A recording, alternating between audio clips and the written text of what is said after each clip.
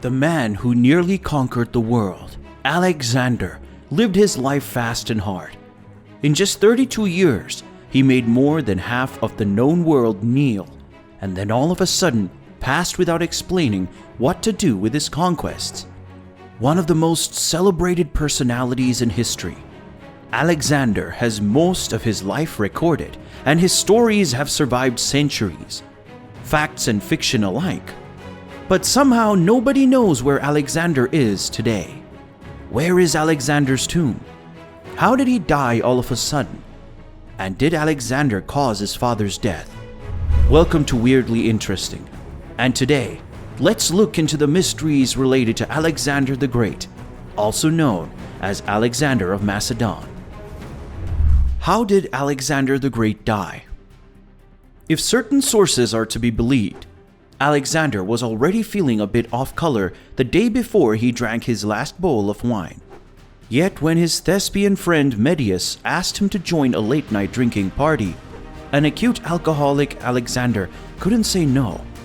The next evening there was more drinking and playing dice with Medius during dining when another guest on the table drank a full bowl of wine and challenged the king to do the same.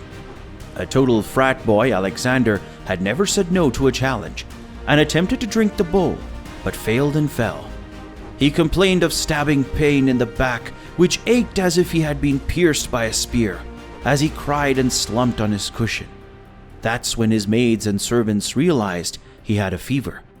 From that day onwards, Alexander kept getting worse and worse until he succumbed without anybody being able to figure out who or what caused this.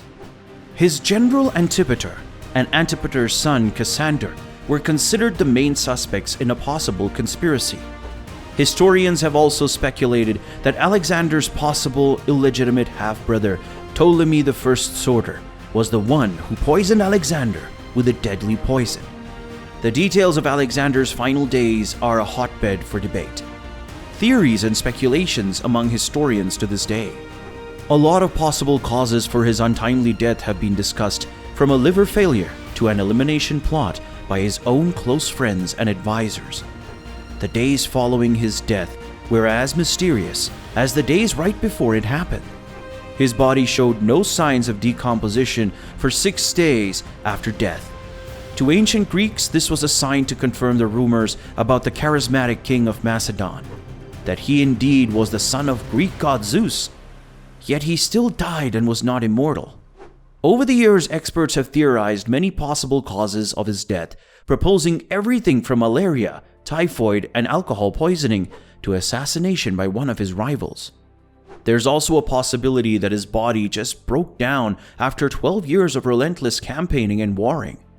There is also a question of succession. Some historians have argued that he chose his heir a few days before he downed a bowl of wine in Babylon and fell over. 12 days later, he took his final breath. Some have argued that he was planning to announce his successor, but the word got out earlier than he planned, and those who were not happy with his choice conspired to take his life. But whether he was a victim of the plotting of his own men, or did he succumb to a disease or any other ailment, the trail is long cold now. The people who were there with him in his last moments have a very different tale to offer about the events that conspired during the final 2 weeks of Alexander the Great's life. The discrepancies in their accounts may remind you of the whodunit movie Knives Out. The secret of Alexander's end will not be discovered by pondering over disputed narratives, but by assessing his interaction with others. Who were the men and women around him in his last moments, and who of them were his enemies and friends? What did they think of him, and he thought of them? Where lay their loyalties, and where are the imperatives of self-interest? A new theory suggests that Alexander actually died of GBS, a rare but serious autoimmune disorder in which the immune system attacks healthy cells in the nervous system. As this ailment explains the combination of symptoms better than the other theories advanced for Alexander's death. Where was Alexander the Great laid to rest?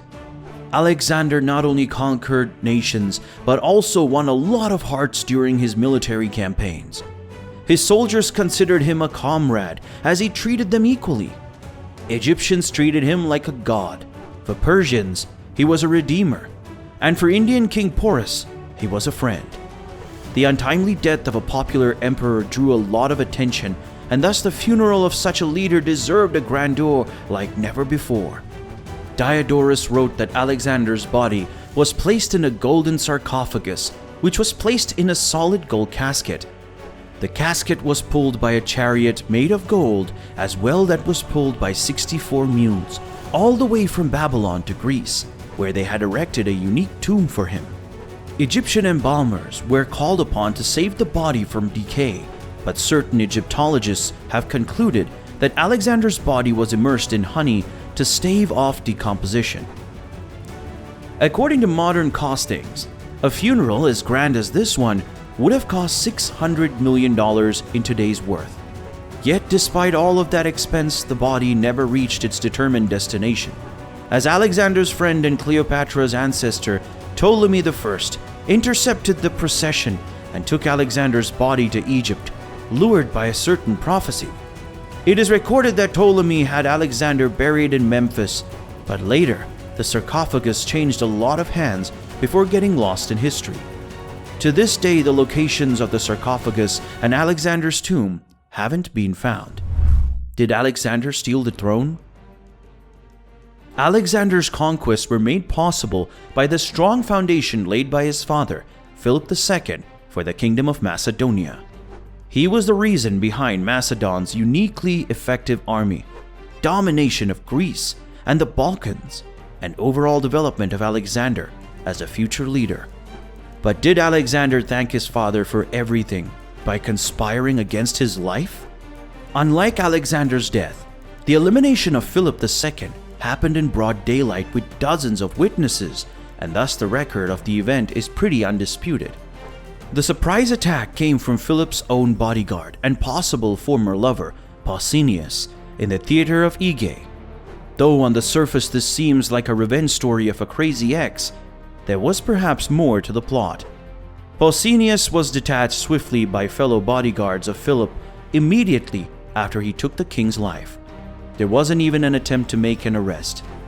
Moreover, Pausanias was battered until he succumbed as he fell over while trying to run to the horses he had arranged for escape after eliminating the king. If Pausanias was the sole conspirator, why were multiple horses waiting for him? The entire event sort of reeks of a cleanup. Soon after Philip II's funeral, Alexander accused the Persian emperor of arranging the death of Philip II, which seemed like an attempt at deflection. Moreover, the tumultuous relationship between Alexander's father, Philip, and mother Olympia also puts her in the crosshair as a suspect. She may have plotted her husband's death to confirm Alexander's ascension to the throne long before any other son of Philip would have grown up to challenge the claim. This makes Alexander an accessory to the crime. Alexander himself was merely 20 years old when he succeeded his father. His being an ambitious overachiever also put the spotlight on him. The last evidence in support of Alexander's guilt in his father's death is the contingency plan. Soon after Alexander ascended to the throne, he and his mother Olympia wasted no time carrying out executions of possible rivals to secure his claim on the throne. Not only did Alexander and Olympia swiftly dispose of all challengers to his ascension to the throne, he had their relatives and friends eliminated as well, which sort of points out that this was a long but well-conceived plan. But was Alexander really that ruthless to cause his father's death in cold blood? Let us know your thoughts in the comments section below. Thank you so much for watching another weirdly interesting video.